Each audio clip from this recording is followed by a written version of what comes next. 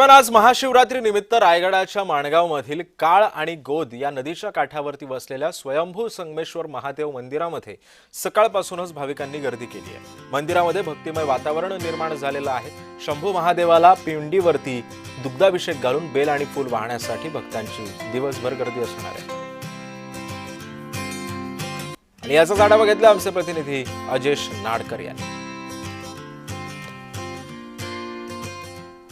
आज संपूर्ण महाराष्ट्रात महाशिवरात्र मोठ्या भक्तिमय वातावरणात साजरी केली जाते आणि आपण आता आहोत माणगावातील स्वयंभू संगमेश्वर मंदिरात। आपण पाहिलात या ठिकाणी तर आज पहाटेपासूनच जे आहेत ते शंभू महादेवाचं दर्शन घेण्यासाठी भक्तजन जे आहेत ते मंदिरात दाखल झालेले आहेत। या ठिकाणी सकाळपासूनच जे आहे ते अभिषेक असेल, आरती असेल या कार्यक्रमांनी सुरुवात झालेली आहे आणि दिवसभर विविध कार्यक्रम या ठिकाणी आयोजित करण्यात आलेले आहेत। आपल्यासोबत या ठिकाणचे विश्वस्त आहेत, त्यांच्याशी आपण बातचीत करणार आहोत। अण्णा, एकंदरीत आज दिवसभरात कशा पद्धतीचा कार्यक्रमाचं स्वरूप असणार आहे? या ठिकाणी सकाळी रुद्राभिषेक होतो पहाटे आणि त्यानंतर लोकांच्या भाविकांचे काही अभिषेक केले जातात।